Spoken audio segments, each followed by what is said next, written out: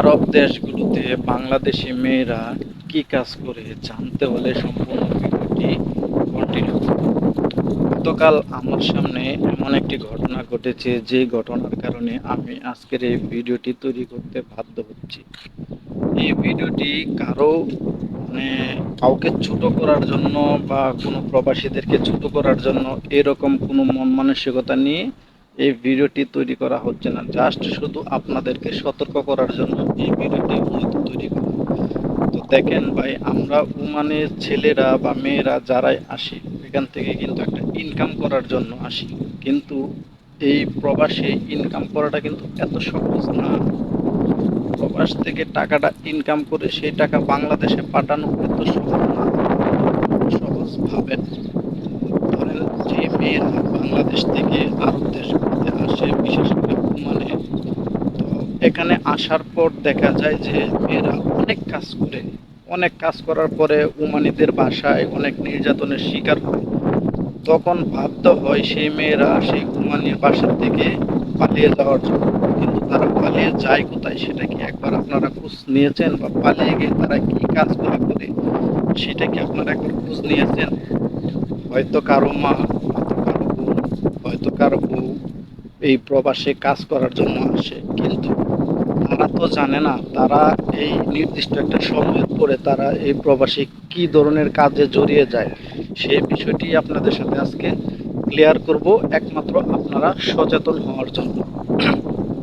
কাউকে ছোট করার উদ্দেশ্যে আজকের এই ভিডিওটি আমার তৈরি করা না।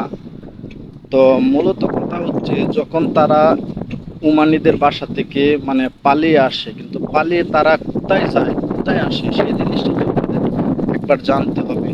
হয়তো আসে কোনো কোনো ইন্ডিয়ানিদের কাছে, না হয় বাঙালিদের কাছে, না হয় আবার নেপালিদের কাছে। তারা তাদের সাথে সেই ছেলেদের সাথে দেখা গেল যে তারা একটা অবৈধ সম্পর্কে জড়িয়ে যায়। যেমন এই দেশগুলোতে কিন্তু বিয়ে ছাড়াও বাঙালিদেরকে নিয়ে থাকা যায়, সেটা মানে বৈধ রূপেই ধরা যায়, বৈধভাবেই ধরা যায়, কিন্তু এটা আদৌ কিন্তু ইসলামিক শরিয়া মোতাবেক সেটা বৈধ না। কিন্তু তারপরেও জেনে শুনে ওই মেয়েরা কিন্তু বিয়ে ছাড়াই হয়তো ইন্ডিয়ানিদের, না হয় নেপালি, না হয় বাঙালিদের সাথে মানে শারীরিক, বুঝতে পারতেছেন তো আমি যেই কথাগুলা বলতেছি, সেইগুলা কিন্তু হয়ে যায় বছরের পর বছর। মনে করে যে এক একজন আছে 5 বছর, 7 বছর, 2 বছর, 3 বছর যাবৎ তাদের সাথে এক রুমে ডেটিং এ আছে। মানে অবৈধ যে কাজগুলো আছে সেই কাজগুলো কিন্তু তারা করে যায় একমাত্র বিয়ে ছাড়াই। কিন্তু তারা এই কাজগুলা করতে কিন্তু বাধ্য হয়, কারণ তারা যখন পালিয়ে আসে ওমানিদের বাসার থেকে, কিন্তু তারা কোথায় যাবে, তাদের কোনো আশ্রয় নাই। সেজন্যই তারা বাধ্য হয় এই কাজগুলা করার জন্য। কিন্তু আমার একটা জিনিস মাথায় আসে না, সেই মেয়েদের বাংলাদেশে স্বামী আছে, সন্তান আছে, তাদের মুখের দিকে তাকিয়ে অন্ততপক্ষে এই ধরনের কাজগুলাতে না জড়ানোই ভালো ছিল। তারা একটা কাজ করতে পারতো, সহজ একটা সমাধান। তারা যখন নির্যাতনের শিকারগুলা হয় তখন তারা পুলিশের কাছে ধরা দিয়ে তারা কিন্তু চাইলে বাংলাদেশ চলে যাইতে পারত, কিন্তু তারা না করে ওই টাকার লোভে পড়ে তারা কিন্তু এই অবৈধ কাজগুলা করে থাকে।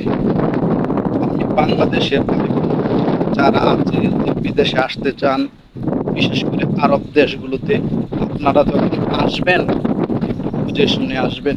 আমি যে বাসায় ভাড়া থাকি সেই বাসায় কম করে হলে 5 থেকে 7 জন মেয়ে আছে বাংলাদেশি। তারা হয়তো গেছে কোনোটা নেপালিদের কাছে, কোনোটা ইন্ডিয়ানিদের কাছে, কোনোটা বাংলাদেশিদের কাছে।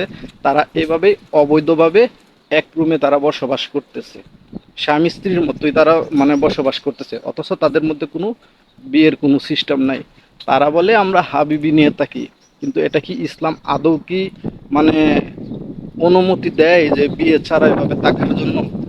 বা বিয়ে ছাড়া এভাবে এক রুমে এক মানে যুবক যুবতীদের মানে অবাধ মেলামেশা করার জন্য? সেটা কখনোই আমাদের ইসলাম অনুমতি দেয় না। তাই আমি আপনাদেরকে বলবো, যারা আমার এই ভিডিওটি দেখতেছেন তারা সর্বোচ্চ এই ভিডিওটি শেয়ার করে দিবেন, এবং যারা আরব দেশগুলোতে আসবেন চিন্তা ভাবনা করে আসবেন। আর আমি বলবো, যেই ছেলেরা তারা বেঁচে থাকতে তাদের বউকে বিদেশ পাঠায়, আমি মনে করি তাদেরকে মরে যাওয়া উচিত। তারা যদি একবার জানতো তাদের ফ্যামিলি এই বিদেশে এসে কি কাজ করে, তখন তারা কিন্তু এটা পাঠাইতো না। তবে এটা সব মেয়েদের ক্ষেত্রে না, 99% মেয়েদের ক্ষেত্রে, 99% মেয়েদের ক্ষেত্রে যারা খাদ্দামার বাসার থেকে পালিয়ে আসে।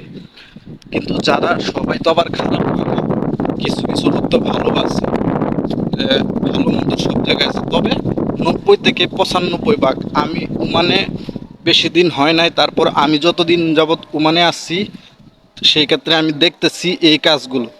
তো সবাই ভালো থাকবেন, সুস্থ থাকবেন, আর এই ভিডিওটি সর্বোচ্চ শেয়ার করে দিবেন।